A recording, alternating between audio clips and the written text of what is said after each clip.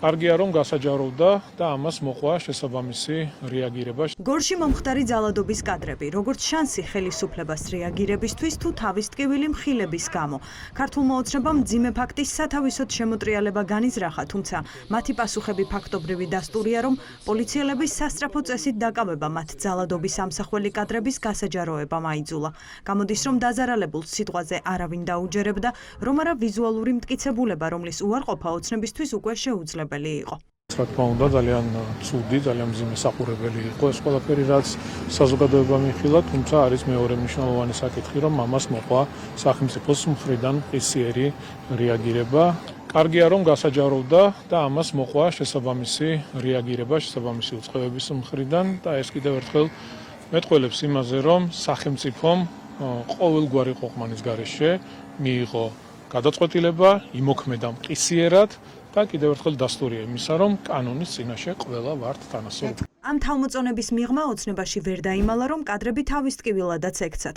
ამ შთაბეჭდილებას ტოვებს თეა წულუკიანის გამოსვლა პარლამენტში, სადაც დიდი ხნის მდუმარებაში მყოფმა ხმა მოიღო და დაზარალებულის დაცვის ნაცვლად პოლიციელებს მეტი სიფრთხილისკენ მოუწოდა. მე მინდა ყველა პოლიციელს მიმართო და მოუწოდო სიფრთხილისკენ. თქვენ გყავთ მტრები, ჩასაფრებულები და იმ 6 პოლიციელს, სადაც ბრძანდებიან უსაყვედურო.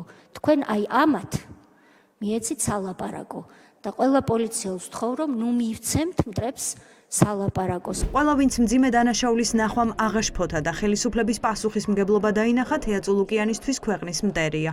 ყველა წინააღმდეგობის მტრობად გამოცხადება ოცნებისგან სიახლე არ არის, თუმცა საინტერესო ისაა, რა იგულისხმა მან სიფრთხილეში. ეს იყო რომ ჩაიდინეთ დანაშაული ისე, რომ ვერავინ ამის შესახებ ვერაფერი ვერ გაიგოს. დევნეთ, აწამეთ საქართველოს მოქალაქეები ისე, რომ ამის შესახებ ვერავინ ვერ გაიგოს. წულკიანი არ წუხს რეალურად იმ წამებაზე, რაც კადრებში ნახა საქართველოს მოქალაქეებმა, არამედ წუხს იმის შესახებ, რომ თურმე ვინმე სალაპარაკო მიეცა ამის გამო. სიფრთხილე ნიშნავს იმას, რომ უნდა კარგად შეამოწმონ გარშემო კამერები არის თუ არა და არის თუ არა, ასე ვთქვათ, შესაძლებლობა იმის, რომ ეს ძალადობა, ეს წამება, ეს არადანმოპყრობა გახმაურდეს და გავრცელდეს. ხო, აი ამაზეა სიფრთხილეზე როცა საუბრობთ, ხო, აქ თორე სიფრთხილე შუაშია, აქ ძალიან მარტივად არის საქმე, ან ხარ წამებელი, ან არ ხარ. ფრთხილად იყავი წამებელი არ გახდეო, ასეთი რომ მე არ გამიგია და ვერც გაიგებ, ხო, ადამიანი ესეთ არადეკვატურ განცხადებას. სახელმწიფო მოღვაწე გააკეთებდა განცხადებას, რომლითაც თავს მოევლებოდა დაზარალებულს, ბოიხთი და ბოდიშს, იტყოდა რომ უნდა იყოს რეფორმები, გადადგავდა ნაბიჯებს. არაფერი ესეთი ხო არ ვნახეთ. ეს იყო ერთი ჩვეულებრივი, აი კგბ-ს აპარატჩიკის შენიშვნა, რომ ისე რატომ მოიქეცით, რომ სასაყვედურო მიეცით ხალხს საქმე. სად სახელმწიფო და სად ეს განცხადება? მე აქ კავშირს ვერ ვხედავ.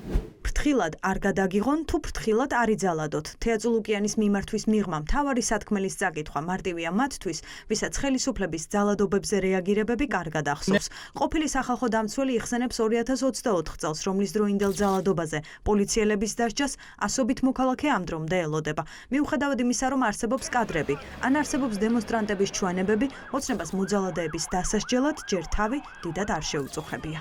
ქართული ოცნების წარმომადგენლებს ადარდებთ არა ის თუ რა განიცადა ამ ადამიანმა ან რას გადის დღეს რა ფიზიკურ თუ ემოციურ მდგომარეობაში არის ის. ქალბატონ წულუკიანს რომ ეს აწუხებდეს, ის იქნებოდა შეწუხებული ასობით ჩვენი თანამოქალაქის მიმართ ჩადენილი წამების არაადამიანური მოპყრობის ფაქტებზე, რაც ყველა შეიძლება არ არის გადაღებული მედიის მიერ, მაგრამ ყველა შემთხვევაში არსებობს დოკუმენტირებული დაზიანებების სხეულის და ეს არის ძალიან მძიმე დაზიანებები, არსებობს მოწმეთა ჩვენებები, რომლებიც მიუთითებენ კონკრეტულ ლოკაციაზე, ჩამდენ პირებზე, არსებობს ექსპერტიზის დასკვნები და შესაბამისად ისინი უბრალოდ ამ ფაქტებს ვერ გაექცევიან. სხვათა შორის პოლიციისთვის საფრთხილო სწორედ კამერების წინ ძალადობაა და ამ დასკვნის საშუალებას მათზე დაკვირვება იძლევა.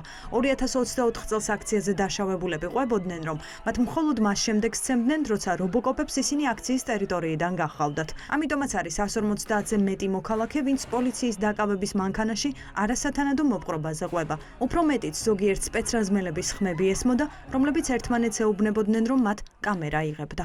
სტანდარტი ისე დაენარცხა მიწაზე და ისე აფეხქვეშ გათელილი, რომ ჩემი თქვენი ჟურნალისტების, მეგობრების, ახლობლების ვალდებულება გახდა დავამტკიცოთ პოლიციის ძალადობა რომ ასე ყველგან კამერა აწეულებმა ვიაროთ, რომ უცებ არიქა სადმე რამეს არ გადავაწყდეთ და არ დაგვრჩეს ეს დაუფიქსირებელი, თორემ ამ პასუხი არავის არასოდეს არ მოეთხოვება. ამის დაგმობა კი არ მოვისმინეთ ჩვენ პარლამენტის ტრიბუნიდან, არამედ წუხილი იმაზე, რომ თურმე მტრები ამას გამოიყენებენ სათავისოდ და ამიტომ ფრთხილად უნდა იყვნენ პოლიციელები. ფრთხილად უნდა იყვნენ. წარმოგიდგენიათ, რას თან გვაქვს საქმე და რას ვუსმენთ და რას ვუყურებთ, რომ 8 წლის განმავლობაში თუ რა ვიცი რამდენი ხანი იყო მინისტრი, მთავრობის წევრი, მართველი გუნდის ერთ-ერთი ლიდერი, პარლამენტის ვიცე-სპიკერი, პარლამენტის ტრიბუნიდან პოლიციელებს ეუბნება, რომ ფრთხილად იყავით მეორე და მესამედ, კარგად დააკვირდით, სადმე კამერაზე არ აგვეჭრონ, თორემ რა მოხდა ახლა დიდი ამბავი, თუ ვინმე ცემეთ და აწამეთ. ხელისუფლება კი ძალადობის სისტემურობას კატეგორიულად უარყოფს. არც პოლიციის ხელმძღვანელი პირების გადაყენების საჭიროებას ხედავს და არც პოლიტიკური პასუხისმგებლობის აღება უნდა.